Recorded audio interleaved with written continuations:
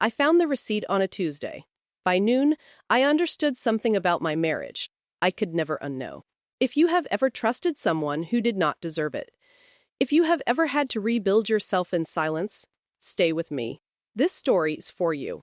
I found the receipt on a Tuesday, and by the time the coffee finished brewing, I knew this was not the beginning of the end. It was confirmation. Not tucked into a pocket, not hidden in a drawer, not buried beneath floorboards like in some thriller novel.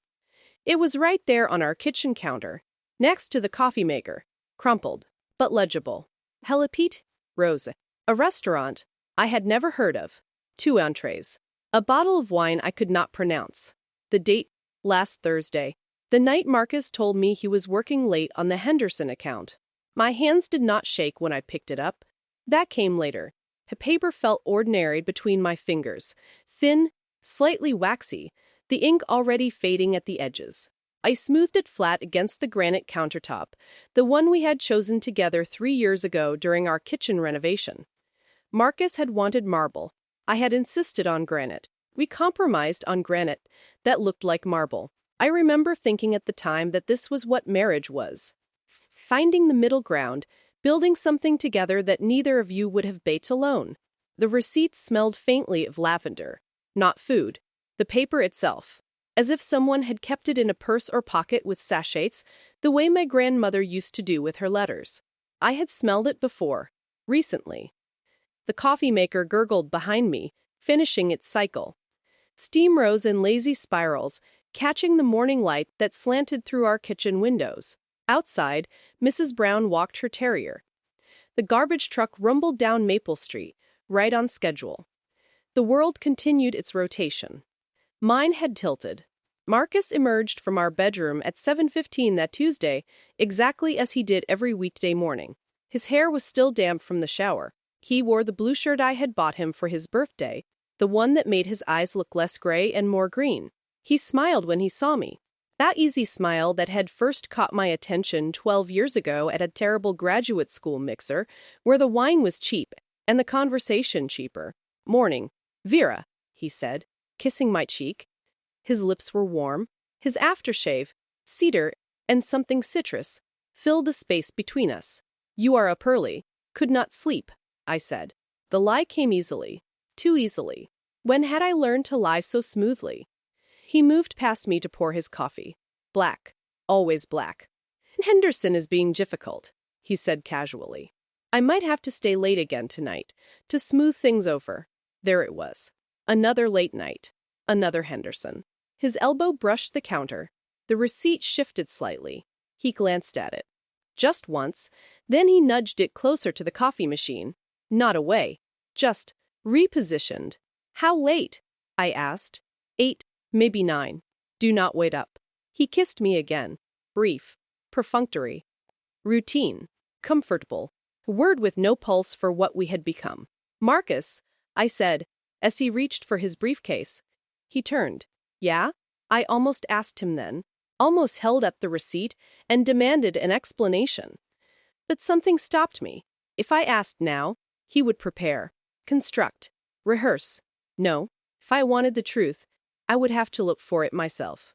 "Drive safe," I said instead. His smile was genuine. "Always do." The door closed behind him with a soft click. I listened to his footsteps descend the stairs, the beep of his car unlocking, the engine starting. Only when the sound faded completely did I allow myself to move.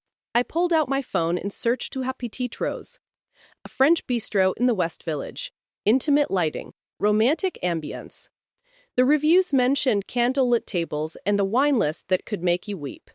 Not the kind of place you took a business associate. Not the kind of place Marcus had ever taken me. I scrolled through the photos. Couples leaning close over small tables. Hands intertwined. Eyes locked. In one image, I could see the corner of a booth. Red velvet upholstery. A single rose in a crystal vase. My coffee had gone cold. I dumped it into the sink and watched the cream swirl down the drain. Then I did what I have always done when everything begins to fall apart. I called my best friend. Leela answered on the third ring. "Vera, what is wrong? You never call this early." Her voice was scratchy with sleep.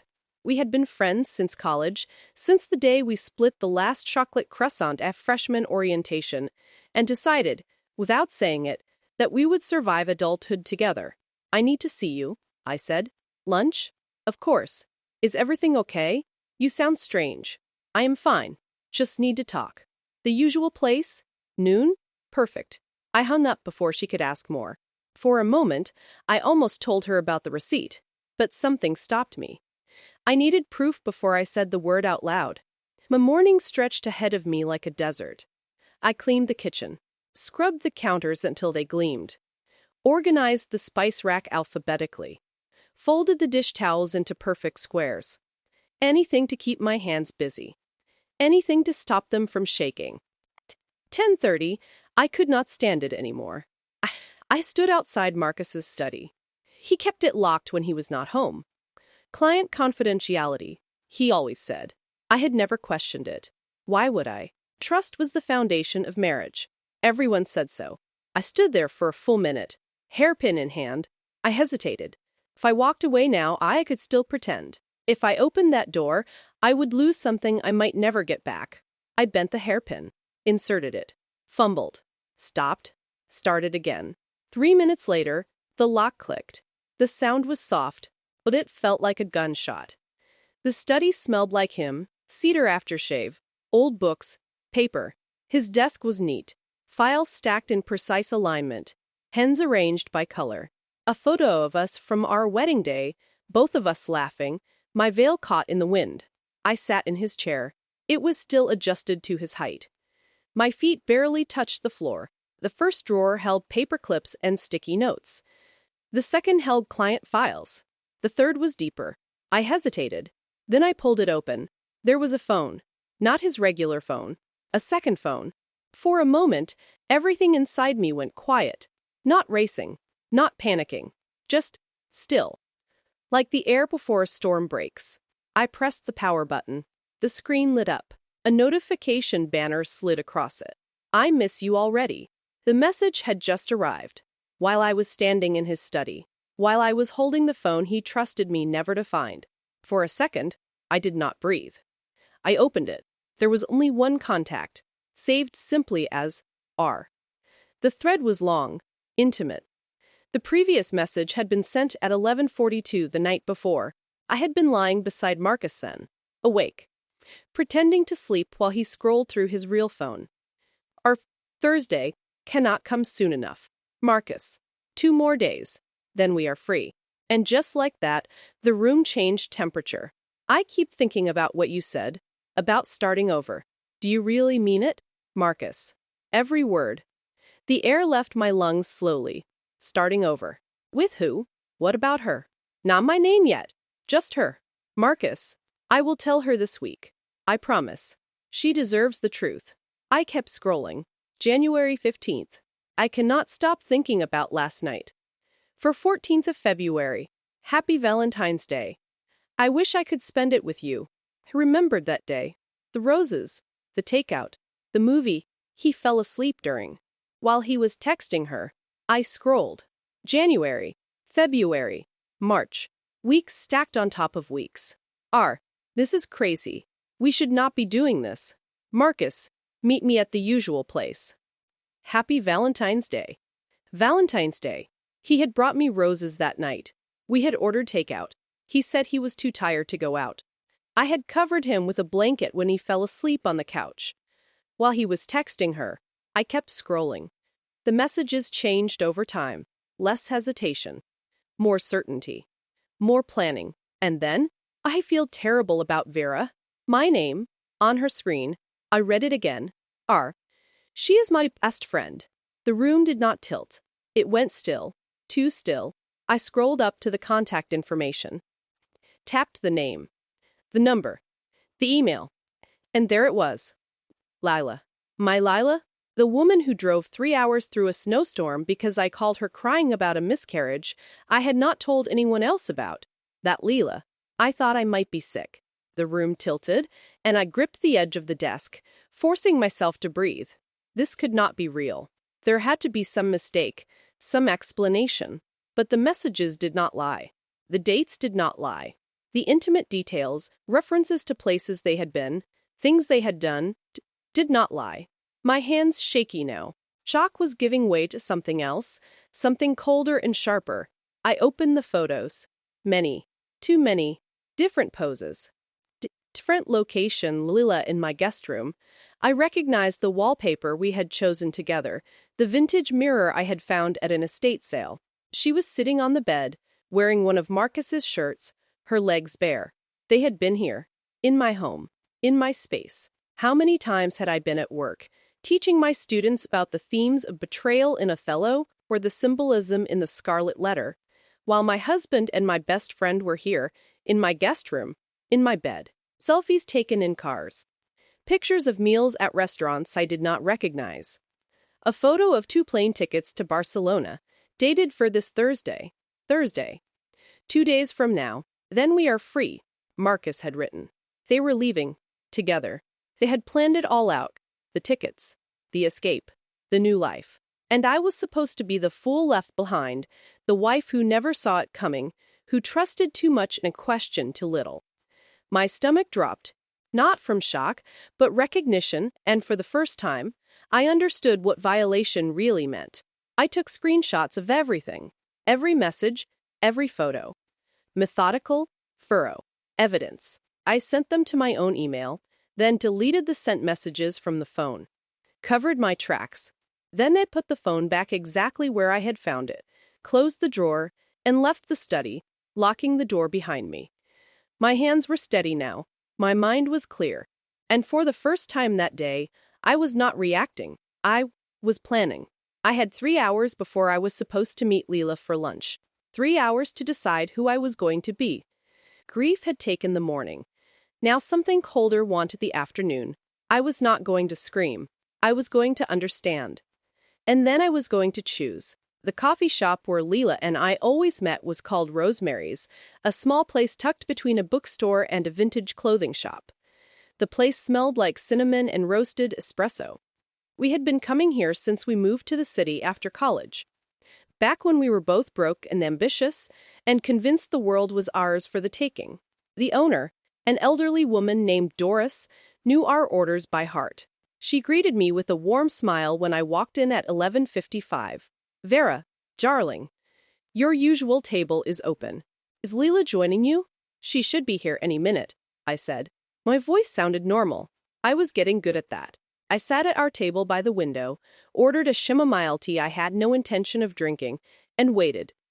The bell above the door chimed when Leela walked in at 12:03. She was always slightly late, as if she were coming from somewhere she did not want to name, had been for as long as I had known her. I run on Leela time, she used to joke, and I had always found it endearing, this small flaw in an otherwise perfect friend. Now I wondered if she had been late because she was with Marcus. If all those times she had kept me waiting, I had been the other woman in my own life. She was wearing a blue dress I had never seen before. It fit her well, too well. For a second, I wondered if Marcus had seen it first. She smiled when she spotted me. The same smile she had given me for 15 years.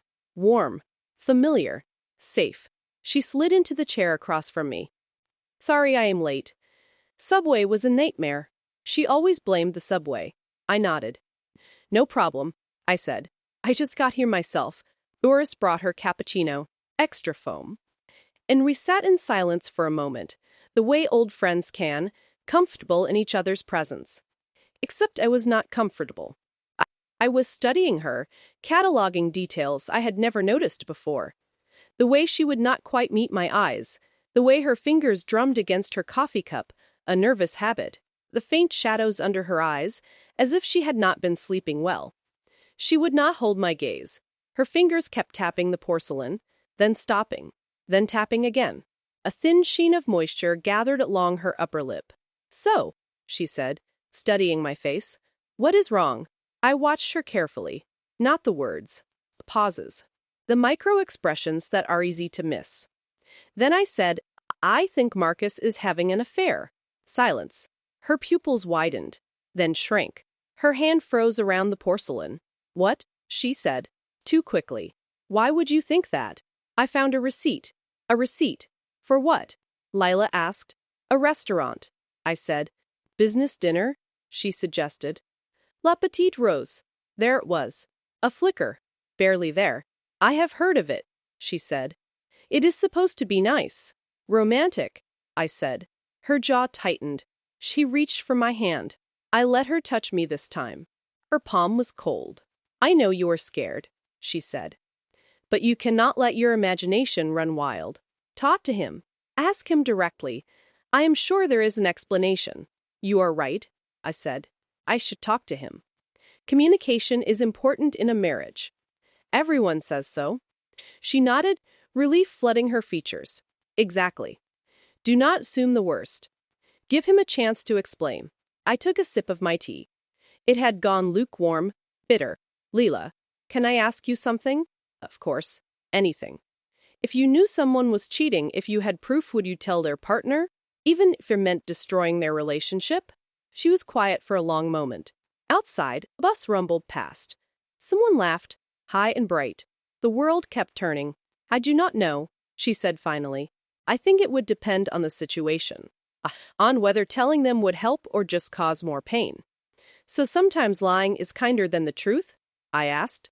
Sometimes, maybe, if the truth would destroy someone. Interesting, I said. I always thought honesty was the foundation of any good relationship. Friendship, marriage, whatever. That without honesty, you have nothing real, just a performance. Just two people pretending. Vera, I continued. But maybe I am wrong. Maybe some lies are necessary. Maybe some secrets are worth keeping. She was crying now, tears sliding down her cheeks, her breath hitching in small uneven pulls, as mascara smudged faintly beneath her eyes. I am sorry, she whispered. I am so sorry. For a moment I thought she was going to confess. I could see it in her eyes, the words forming, the truth rising to the surface like a body in water. But then she said, I am sorry you are going through this. I am sorry you are hurting. You deserve better.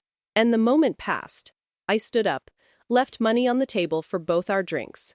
I should go. I have a class to teach. Wait. She grabbed my wrist. Her hand was cold. Are we okay? You and me? I looked down at her. My best friend. My betrayer. My mirror image of everything I thought I knew about loyalty and love. We are fine, I said. Why would we not be? And for the first time in my life, I meant something different than what I said. I pulled away and walked out of the coffee shop without looking back. I did not go to teach my class. I called in sick, something I had never done before. Then I drove to the West Village, to La Petite Rose. It was closed for lunch and would not open until 5. But I could see through the windows, the red velvet booths, the crystal vases, the intimate lighting. It looked like the kind of place people chose when they wanted to feel important, when they wanted their secrets to feel like romance instead of betrayal. A woman came to the door and saw me peering in. She was older, elegant, silver hair pulled into a chignon. She unlocked the door and opened it just a crack. We are not open yet, she said in accented English. Reservations start at 5. I know, I said. I just wanted to ask you something. She watched me carefully, as if deciding what kind of trouble I was. Do you remember a couple who came in last Thursday? I asked. The man would have been tall, brown hair, probably wearing a suit. The woman, dark hair, beautiful. Something shifted in her eyes. Not recognition of me, exactly. Recognition of the situation. I'm sorry, she said gently. I cannot discuss our guests. Please, I said. I just need to know if they were here. If they are real. She hesitated. Then nodded once, like it pained her. They come here often, she said. Every Thursday since January. They sit in the corner booth. They hold hands. They look happy. The words landed in me like a final nail. Not into my heart. Something deeper. Something structural. A belief. A foundation. Thank you, I said, and my voice sounded steady, as if it belonged to someone else. As I turned to leave, she touched my arm. Whatever you are planning, she said quietly, be careful. Revenge does not stay contained. It consumes the person who seeks it. I am not seeking revenge, I said. I am seeking truth. Her mouth softened into something almost sad. Is there a difference? I did not have an answer. Outside, the air felt thinner. like the world had changed density. Like I was walking through a version of my life that no longer belonged to me. I spent the rest of the day in my car, parked outside Marcus's office building. I watched people come and go, men in suits, women in heels, everyone moving with purpose and certainty, the confidence of people who thought they knew exactly where they belonged. I had thought I knew where I belonged too. Wife, teacher, friend. Now those words felt like costumes in a closet. Marcus emerged at 6:15. Who was with a colleague, laughing about something. Relaxed, unburdened. He did not look like a man planning to abandon his wife in 2 days. He looked like a man who believed there would be no consequences. I followed him.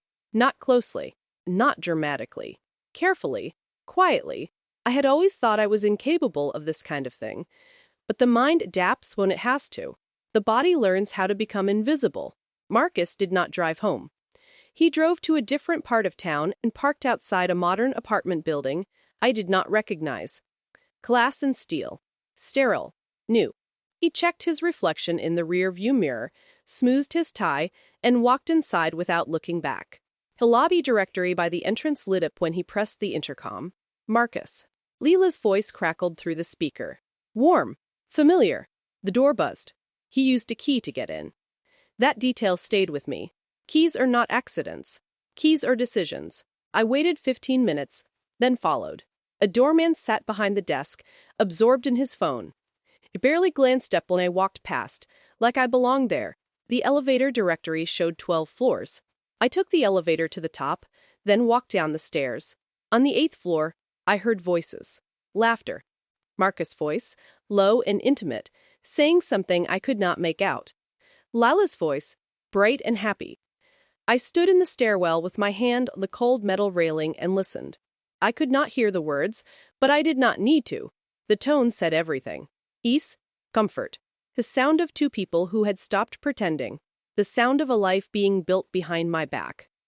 I wondered, briefly, if Marcus and I had ever sounded like that. Or if our marriage had been nothing but performance, lines delivered on cue. I left before I heard more, before I did something reckless, before I became the kind of woman who screams in hallways. I did not want panic. I wanted clarity. I wanted to decide what kind of person I was going to be. At home, I poured myself a glass of wine, then another, then a third. Grief had its turn, now calculation, wanted mine. I sat at our kitchen table, the one we bought at an antique store in Vermont during a weekend that now felt like it belonged to strangers, and I opened my phone. Screenshots, messages, photos, plane tickets to Barcelona. They were leaving in 48 hours. I could stop them with one confrontation, one eruption, one scene. I could show Marcus the evidence, demand an explanation. I could call Leela and scream until my throat burned. I could post everything, let the world see the truth. But exposure was too simple, too clean. They would be condemned, yes, but they would still have each other. They would become tragic lovers, victims of a vindictive wife. They would comfort each other and build a new life out of the wreckage. And I would be the wreckage. No, if I was going to do this, I was not going to be a footnote in their love story. I was going to be the author of the ending. I opened my laptop and started researching. Barcelona. Why Barcelona? It did not take long to find the answer. Marcus' firm had a satellite office there. He had mentioned it once, months ago, like it was nothing, like it was just an interesting fact. They were looking for someone to head up the European division. A promotion, a reset. He had applied. He had gotten it. He had never told me. That was the moment I understood the cruelty was not only the affair, it was the planning. He had built an escape route while I was building a life. I kept digging. The firm's website, the staff directory. There was Marcus, smiling in his photo like a man with a future. And in the Barcelona office listing, there was a senior associate position filled as of last month. By Leela. Of course, she was a graphic designer. What was she doing working for a law firm? I called the design studio where she had worked 4 years. The receptionist answered, bright and professional. Hi, I am trying to reach Lila Chen. Is she available? Oh, Leela does not work here anymore, the receptionist said. She left about a month ago. Do you know where she went? I am not supposed to give out that information, she said, then lowered her voice as if we were sharing gossip. But between you and me, I think she moved to Europe. She was really excited about it. I thanked her and hung up. They had been arranging this 4 months. Jobs, apartment, tickets, a whole new life. And I had been living inside a lie without knowing it. A seam split inside me then. Not my heart. That was already damaged. Something deeper. A belief that trust was a safe thing to offer. My phone buzzed. A text from Marcus. Working late again. Do not wait up. I stared at the message until my eyes hurt. Then I typed back, okay, love you. He responded immediately. Love you too. Such easy lies. Such casual cruelty. I deleted the thread, poured another glass of wine, and started planning. Wednesday morning, I woke up with a headache and a clarity that felt almost medicinal. The fog of shock had lifted. In its place was something cold and sharp. I had 24 hours. I dressed carefully. A black dress, simple but elegant. I did my makeup slowly, deliberately, as if precision could keep me from falling apart. When I looked in the mirror, I barely recognized the woman looking back. She looked older, harder, like she had aged years in days. Marcus was already gone. A note sat on the counter. Early meeting. See you tonight. Tonight. Our last night together, though he did not know it yet. I made coffee, forced myself to eat toast I could not taste, and made my first call. Henderson and Associates, the receptionist said, "How may I direct your call?" "I need to speak with James Henderson," I said. "Tell him it is regarding Marcus Thorne." A pause. "May I ask what this is in reference to?" "It is personal," I said. "But I think you will want to take this call." More silence. "Please hold." Classical music filled my ear. My heartbeat stayed steady. "This is James Henderson," a man's voice said at last. Deep, controlled. The voice of authority. "Mr. Henderson," I said. "My name is Vera Thorne. I am Marcus Thorne's wife." "Mrs. Thorne, what can I do for you?" "I believe there are billing irregularities attached to the Henderson account," I said.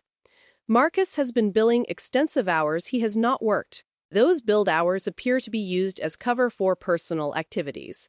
I have documentation." The silence on the other end was no longer polite. "That is a serious allegation," he said. "I know," I replied. "And I would not make it without proof." Another pause. "Few have documentation," he said finally. "Send it to me." He gave me his personal email. "Mrs. Thorne," he added, quieter, "I am sorry you are going through this." "So am I said, and hung up. 1. Next, I called Leela's mother. Patricia Chen answered on the second ring. "Vera." What a lovely surprise. "How are you, dear?" "I am well," I said. "How are you?" She laughed warmly. "Oh, you know, the usual aches and pains. Getting old is not for the weak." Patricia had always felt like family. She had treated me like another daughter. That was why this call tasted bitter. "Patricia," I said, "I need to tell you something about Leila." Her tone sharpened immediately.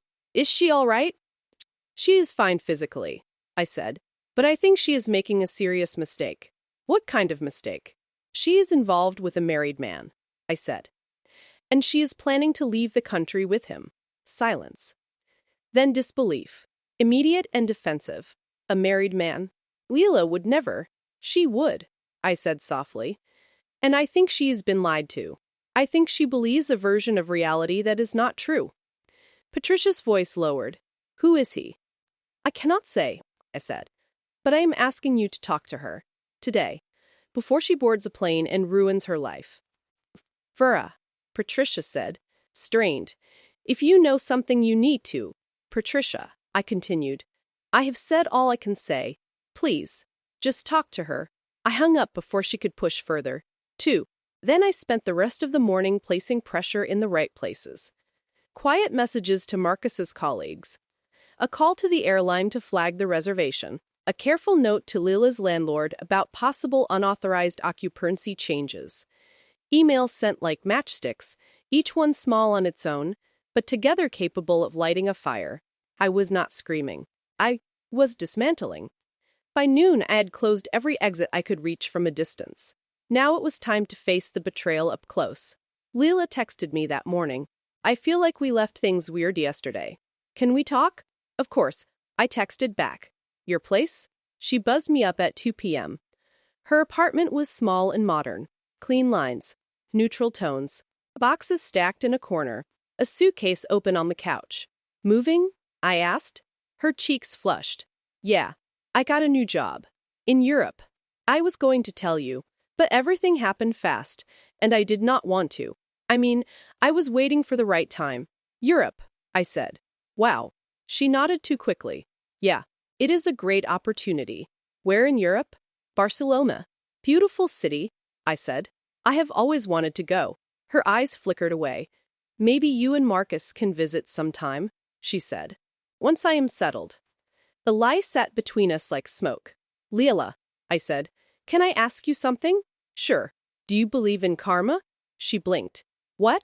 That what you put into the world comes back to you. She hesitated. Sometimes. Not always. Her gaze narrowed. Vera, what is this about? I have been thinking about betrayal, I said. What it means. What it costs. Is it worse to betray a stranger or someone you love? She swallowed hard. Someone you love, she said quietly. Definitely. Why? Because they trust you, she said, and her voice cracked. Because they give you power over them, and you abuse it. It is the worst kind of violation. I agree, I said. She stared at me like she could feel something coming. So if someone betrayed you, I continued with my line of questions, like a lawyer dissecting a case they already know what the outcome will be. Someone you loved and trusted. What would you do? I do not know, she whispered. I have never been in that situation. Oh, you have never been in that situation? Her body went still. What are you saying? Leela asked, her voice low, almost a whisper. I pulled out my phone and opened the screenshots. I found Marcus' second phone, I said. I read the messages. I saw the photos. I know everything. The color drained from her face so quickly it looked like someone had turned a switch. Vera, how long? I asked. My voice was calm, eerily calm. How long have you been sleeping with my husband? It is not what you think. Her voice snagged on the second knot, thin and breathless. The room felt suddenly smaller, the air dense enough to press against my ribs. Then tell me what it is, I said. Explain how my best friend and my husband ended up in bed together. She sank onto the couch, hand over her mouth. Tears spilled immediately. I am sorry, she choked. I am so sorry. I never meant for this to happen. But it did happen, I said. So tell me. She took a shaky breath. It started in January. I ran into Marcus at a coffee shop. You were out of town, remember? That conference in Chicago. We talked, and he seemed sad. He told me you two were having problems, that you had grown apart, that you were thinking about separating. He told you we were separating? I chuckled. Yes, she whispered. He said you had not told anyone because you were still figuring things out. But that it was over. I stared at her. And you believed him. I stared at this woman. The woman who has seen me at best and my worst. The woman who held my hand through a miscarriage. The keeper of my secrets. The woman I called my sister. And I shook my head in disappointment. Why would I not believe him? She sobbed. He is your husband. I thought he would know the truth about your marriage better than anyone. So you decided to comfort him? I said. With your body. It was not like that, she cried. We were friends at first. Coffee. Talking. He was easy to talk to. And then one night we had too much wine and it happened. And I felt terrible and I told him it could not happen again and he said he was falling in love with me. And he said you and he were already over, so it was not really cheating. Except we are not over, I said. We are married. We live together. We sleep in the same bed every night. She flinched like I had hit her. He said it was for appearances, she whispered. That you're staying together until you figured out logistics? You never asked me, I said. Not once. You never verified the story. I wanted to, she cried. So many times. He said you were fragile. that you were not ready, that I needed to give you space. She wiped her cheeks with shaking hands. And I thought I was doing the right thing, she whispered. I thought I was waiting for you to come to me. I watched her cry and felt something close to pity. Marcus had played her. He had found her weakness, her loyalty to me, her desire to help, and he had exploited it. He had made her think she was doing the right thing, that she was not the other woman, that the next woman, the one who came after, and she had believed him because she wanted to, because she was lonely. I knew she was lonely, had been since her last relationship ended badly 2 years ago, and he had offered her something she desperately wanted: love, partnership, a fresh start. I almost felt sorry for her. Almost. Call him, I said. She froze. Right now, I said. Ask him if he has told me about Barcelona. Her hands trembled as she picked up her phone. You are twisting this, she whispered. Am I? She dialed. It rang. Once, twice, 3 times. Hey, baby. Marcus's voice came through, warm and intimate. My jaw tightened. A cold pulse beat behind my ears. I am in a meeting. Can I call you back? Marcus, Leela said, voice shaking. I need to ask you something. Make it quick. Have you told Vera about us? About Barcelona? A pause. Too long. We talked about this, Marcus said carefully. I am telling her tonight. I promise. A promise. But you have not told her yet. No, not yet. And you and Vera are separated, right? Leila asked. You are not still together? Another pause. Longer. Leila, what is going on? Answer the question, she whispered. Are you separated? It is complicated, Marcus said. We are not officially separated, but we are not really together either. We are just living together, Leila said. Sleeping in the same bed, acting like a married couple. Leila. She is here. Marcus, Leila said, voice breaking. Vera is here. She knows everything. Silence. Then Marcus, low and panicked. God, no. Leila hung up. Her face looked hollow, like something had drained out of her completely. He lied to me, she whispered. He lied to me about everything. Yes, I said. I am the other woman, she said, horrified. I am the person I always swore I would never be. Yes, I said again, and it hurt more than anger would have. She looked at me like she wanted me to absolve her. I did not know, she sobbed. I swear I did not know. I believe you, I said, and I meant it. But belief did not undo betrayal. What are you going to do?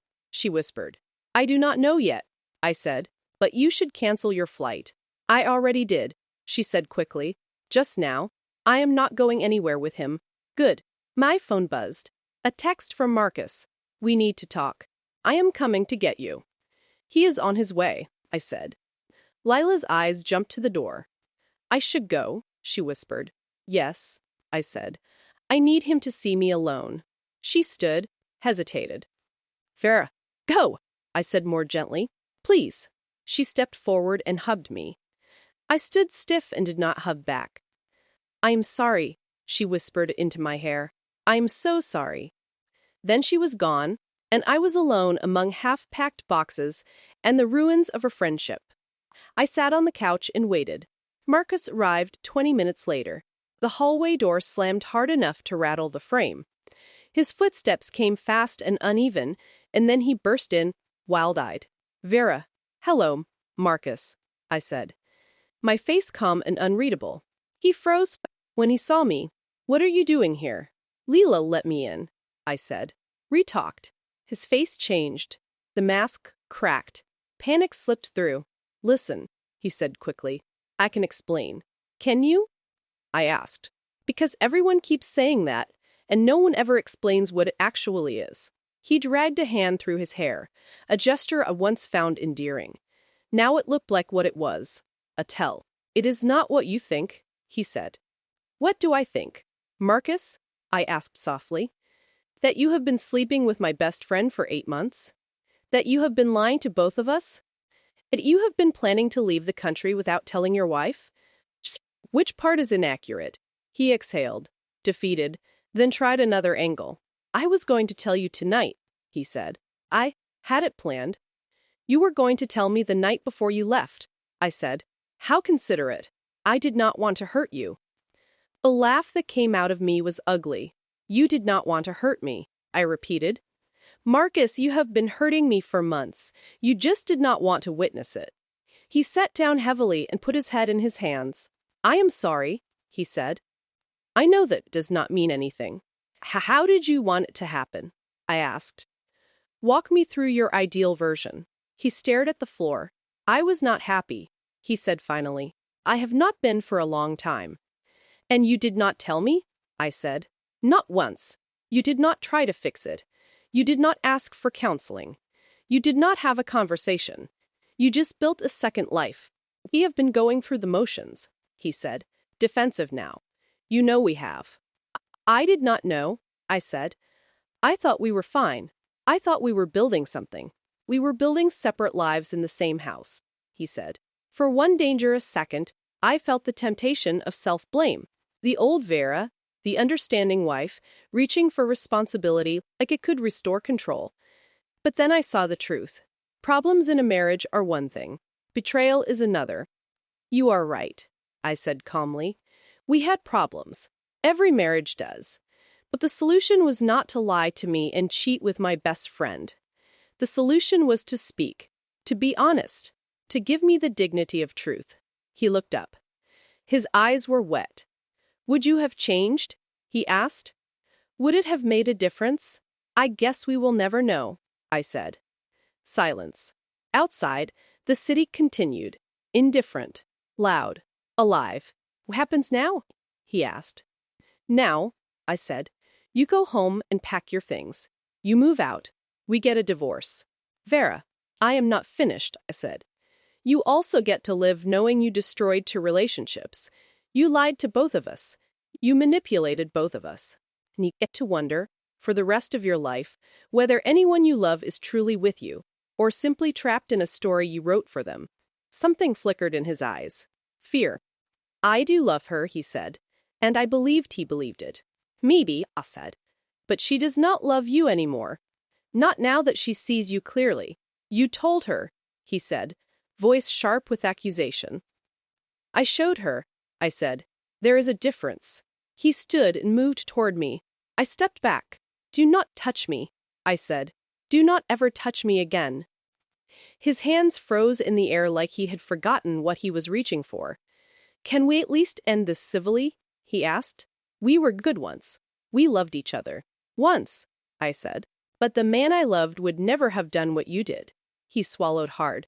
People change, he said. Yes, I said. They do. I am learning, Matt. He left. When the door closed behind him, I waited for satisfaction, for relief, for triumph. But nothing came. The plan worked. The truth was out. The escape was ruined. And I felt hollow. I thought of the woman at La Petite Rose and her warning. Revenge is loud in the moment. The silence after is louder. I did not go home that night. I checked into a hotel downtown with a view of the river. I ordered room service.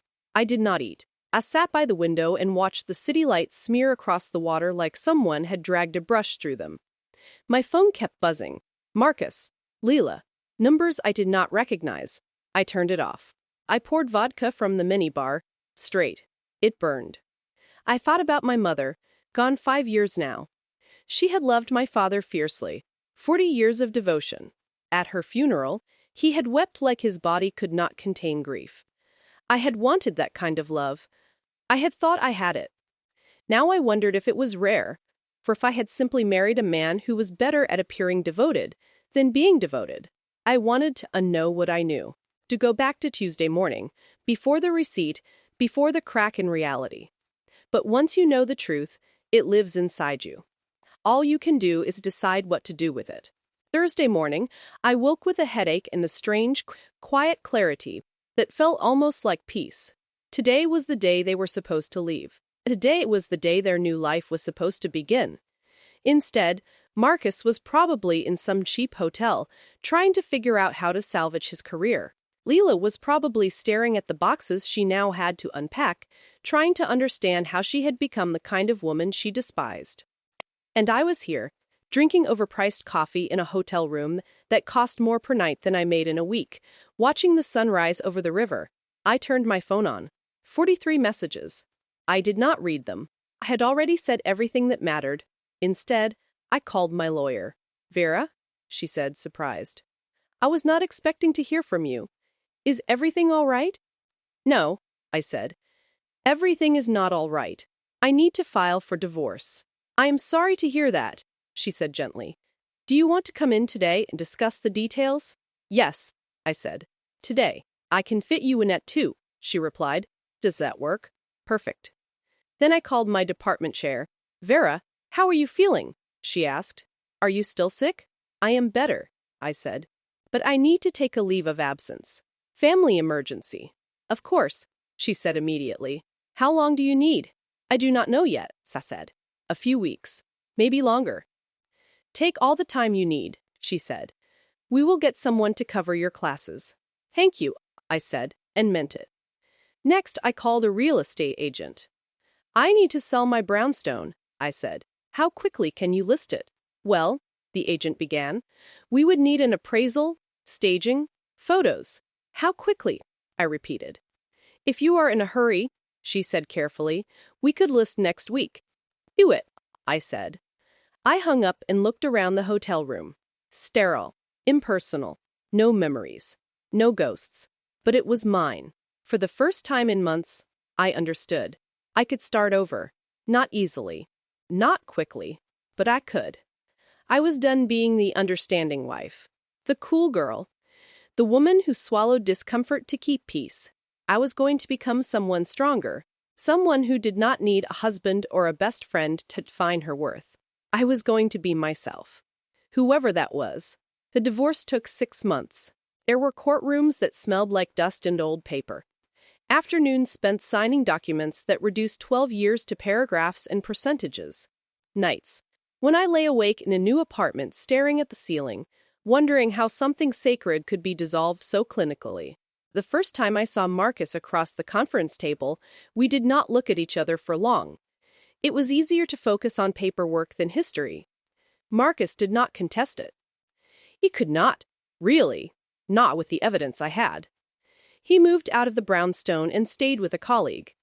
Leila moved back to her parents' house in New Jersey. I sold the brownstone for more than we paid for it. Took my half and bought a small apartment in a different neighborhood, one with no memories attached. I quit my job at the community college and took a position at the university upstate. New city, new students, new life. I did not speak to Lila. She tried it first. Calls, texts, emails, even a letter delivered by hand. I did not respond. Some betrayals cut too deep to stitch back together. 6 months after the divorce was finalized, Marcus emailed me. He was seeing someone new. He wrote, not Leila. They had not spoken since that day. Someone from work. Someone uncomplicated. He hoped I was well. He hoped I had found happiness. He was sorry. I deleted the email without responding. A year after I found the receipt, I still sometimes woke in the night convinced I had imagined everything. That none of it had happened. That my life had not exploded and rebuilt itself into something unfamiliar. One afternoon, I was sitting in a coffee shop in my new city, grading papers, when a woman sat down across from me. Was the seat taken? She asked. I looked up. Red hair, freckles, a smile that looked honest. It is all yours, I said. Thanks, she said. This place is always so crowded. She pulled out her laptop and started typing. After a moment, she glanced up at me. You are a teacher? She asked. Professor, I said. Literature. That is cool, she said. I'm a writer. Or trying to be. Mostly I just stare at the blank screen and panic. A laugh escaped me before I could stop it. That is most of writing, I said. You write? She asked. I used to, I said. Not anymore. Why not? Life got in the way, I said. She nodded like she understood. Hell's hilly way of doing that, she said. We worked in comfortable silence for a while. Then she smiled again. Margot, by the way. Vera, I said. Nice to meet you, Vera. You too. She came back the next day, and the day after that. We started talking more, sharing stories, laughing at stupid jokes. She told me about her failed attempts at publishing, her terrible dating history, her dream of writing a novel that mattered. I told her about my students, my work, my love of books. I did not tell her about Marcus or Leela. That story was still tender, still mine. I was not ready to hand it to someone else.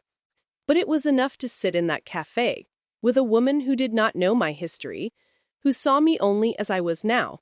It was enough to laugh again. It was enough to begin. 2 years after I found the receipt, I ran into Leela. I had imagined this encounter 100 different ways, rehearsed 100 different versions of what I might say. I was in the city for a conference, walking down a street I used to know well, when I saw her coming out of a coffee shop, staring at her phone. We nearly collided. Sorry, she began, then looked up. Vera, she breathed. Leela, I said. We stood there frozen, two people who used to know everything about each other and now knew nothing. She looked different, older, thinner, lines around her eyes that had not been there before. How are you? She asked, voice small. I am good, I said. You? I am okay, she said. I moved back a few months ago. New job. That is good, I said. Silence stretched between us, awkward and painful. Vera, she said finally, and her voice cracked. I know you do not want to hear this. I know you probably hate me, but I need to say it anyway. I am sorry. I am so sorry. I think about it every day. I wish I could go back and change it, but I cannot. All I can do is tell you I am sorry, and that I miss you.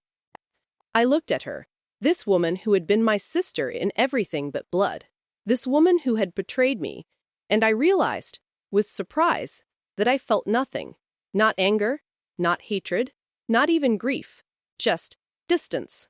I forgive you, I said, her eyes filled with tears. Really? Yes, I said, but forgiveness does not mean reconciliation.